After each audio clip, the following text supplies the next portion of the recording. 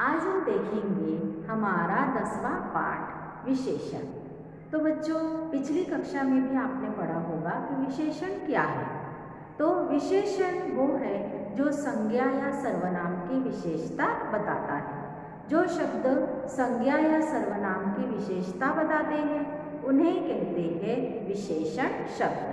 जैसे आपके पास आपकी चीज़ें होती है, बैग होती है, यूनिफॉर्म होता है, pencil, eraser, sharpener, compass box, ये सारी जो चीज़ें होती हैं वो अलग अलग रंग की होती है, अलग अलग आकार की होती है। किसी का कंपास बॉक्स छोटा होता है, किसी का बड़ा होता है।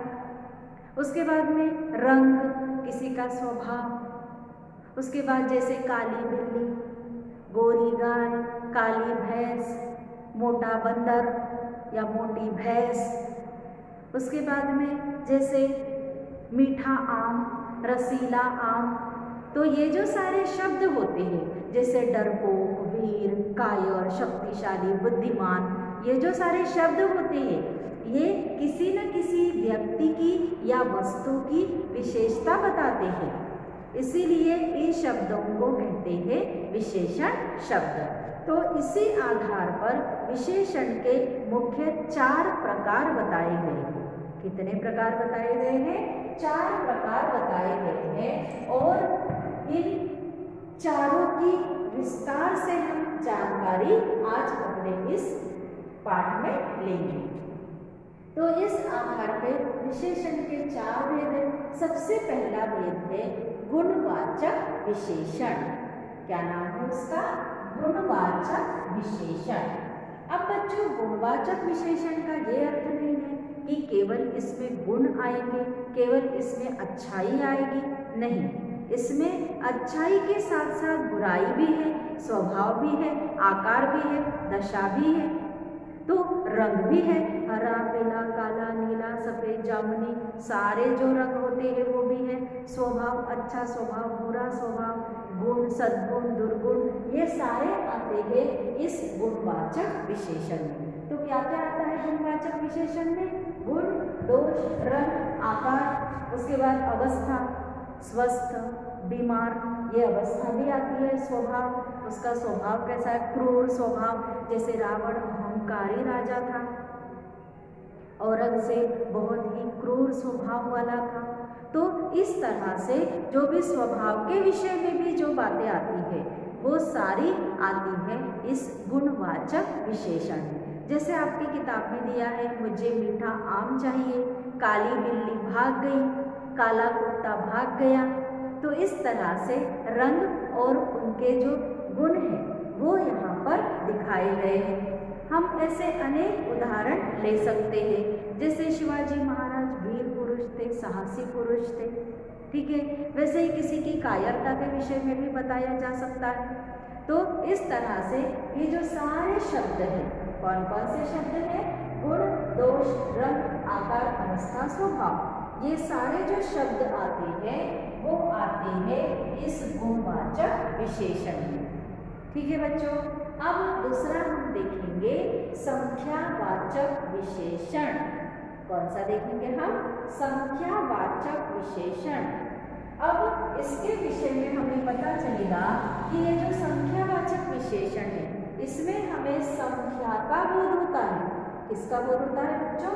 संख्या का बोध होता है। जैसे पेड़ पर 4 पक्षी बैठे हैं, 2 बंदर घर पर उछल कूद कर रहे हैं, मेरे पास 2 कंपास बॉक्स है, मेरे पास 2 इरेजर है, 2 शार्पनर है, 4 पेंसिलें हैं, 4 पेन है। इस तरह से जब हम उदाहरण देते हैं या फिर वाक्य कहते हैं तो संख्या का बोध कराते हैं जो शब्द, उन्हें कहते हैं संख्यावाचक विशेषण। जैसे हमारी कक्षा में कितने पंखे होते हैं? 4 पंखे होते हैं, 2 शामपट होते हैं, शामपट अर्थात ब्लैक बोर्ड, ठीक है। 2-3 खिड़कियाँ होती है, 1 दरवाज़ा होता है। तो ये सारे जो है वो सारे आते हैं इस संख्यावाचक विशेषण में। संख्यावाचक विशेषण का क्या अर्थ है बच्चों? जिससे हमें संख्या का बोध होता है उसे कहते हैं संख्यावाचक विशेषण। उसके बाद हम देखेंगे परिमाणवाचक विशेषण। अब ये जो परिमाणवाचक विशेषण है, इसमें हमें वो शब्द मिलते हैं या वो शब्द पता चलते हैं जो हम चीज़ें नाप तौल कर खरीदते हैं। जैसे मुझे 1 किलो शक्कर चाहिए, हमने 5 मीटर कपड़ा खरीदा, हमने 1 लीटर दूध खरीदा। अब ये जो सारी चीज़ें हैं जो हम नाप कर तौल कर खरीदते हैं, ये हम 1 दूध, 2 दूध, 3 दूध ऐसे नहीं कहते। 1 लीटर, 2 लीटर, 1 क्विंटल, 4 क्विंटल, हमने 2 क्विंटल गेहूँ खरीदा, हमने 1 क्विंटल चावल खरीदे। तो इस तरह से जो चीज़ें हम नाप कर तौल कर लेते हैं, वो विशेषता बताती है जो शब्द, उन्हें कहते हैं परिमाणवाचक विशेषण। परिमाणवाचक में हमें किसका पता चलता है बच्चों? माप तौल का पता चलता है। जो चीज़ें हम नाप तौल कर खरीदते हैं वो आती है परिमाणवाचक विशेषण में। जैसे हमने 10 मीटर कपड़ा खरीदा, 5 मीटर का ड्रेस बनाया। तो इस तरह से जब हम वाक्य कहते हैं, जब हम शब्दों का प्रयोग करते हैं, तो वो सारे आ जाते हैं इस परिमाणवाचक विशेषण में। हम कभी भी 1 कपड़ा, 2 कपड़ा, 3 कपड़ा नहीं कहते हैं, क्योंकि उसे नाप तौल कर खरीदा जाता है। तो जिन चीज़ों को नाप तौल कर खरीदते हैं वो सारे आते हैं परिमाणवाचक विशेषण में। परिमाणवाचक, परिणाम नहीं। परिणाम और परिमाण में अंतर है। परिणाम यानी फल, और परिमाण यानी जिसमें हमें नाप तौल का पता चलता है। अब जो आखिरी हमारा प्रकार है वो है सार्वनामिक विशेषण। अब बच्चों, इस सार्वनामिक विशेषण में एक शब्द छिपा है, वो है सर्वनाम। कौन सा शब्द छिपा है बच्चों? सर्वनाम। तो ये जो सार्वनामिक विशेषण है, इसमें सर्वनाम शब्द विशेषण का कार्य करता है। किसी भी व्यक्ति की या प्राणी हो या वस्तु हो, उसकी विशेषता बताने वाले जो शब्द है, ये जो सर्वनाम शब्द है, ये विशेषता बताने का कार्य करते हैं। इसीलिए इन्हें संकेतवाचक या सार्वनामिक विशेषण कहते हैं।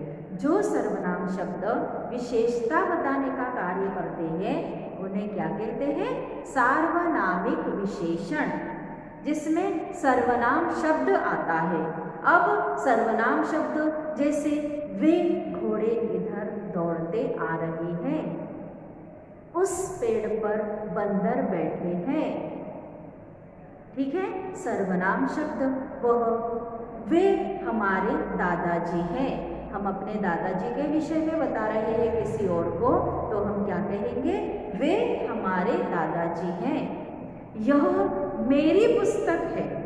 ठीक है, यह मेरी पुस्तक है। हम हमारे पुस्तक के विषय में बात कर रहे हैं। तो जो सर्वनाम शब्द विशेषता बताने का कार्य करते हैं उन्हें सार्वनामिक विशेषण कहते हैं या फिर संकेतवाचक विशेषण कहते हैं। जैसे उस पेड़ पर मधुमक्खी का छत्ता है, हम संकेत कर रहे हैं उस पेड़ के पास में, और हम बता रहे हैं कि उस पेड़ पर मधुमक्खी का छत्ता है। उस सर्वनाम शब्द है। और उस शब्द ने क्या बताया है कि वहाँ पर उस पेड़ पर मधुमक्खी का छत्ता है। वो पेड़ की विशेषता बताई है कि जिस पेड़ पर मधुमक्खी का छत्ता बैठा है। तो इस तरह से जो भी सर्वनाम शब्द विशेषता बताने का कार्य करते हैं तो वो कहलाते हैं सार्वनामिक विशेषण। क्या कहलाते हैं बच्चों? सार्वनामिक विशेषण। और ये जो विशेषण शब्द है ये संज्ञा, सर्वनाम, क्रिया, इनसे भी बनाए जाते हैं। तो विशेषण बनते हैं क्रिया से, क्रिया शब्द से भी विशेषण बनाए जाते हैं। जैसे बुन, बुनाई, ठीक है, चढ़, चढ़ाई। जैसे हम विशेषण बनाते हैं खुश, खुशी। संज्ञा शब्द से भी हम विशेषण बना सकते हैं। ठीक है, चमक, चमकीला, रस, रसीला, दिन, दैनिक, इस तरह से काफ़ी सारे जो विशेषण शब्द है हम संज्ञा और क्रिया शब्द से बनाते हैं।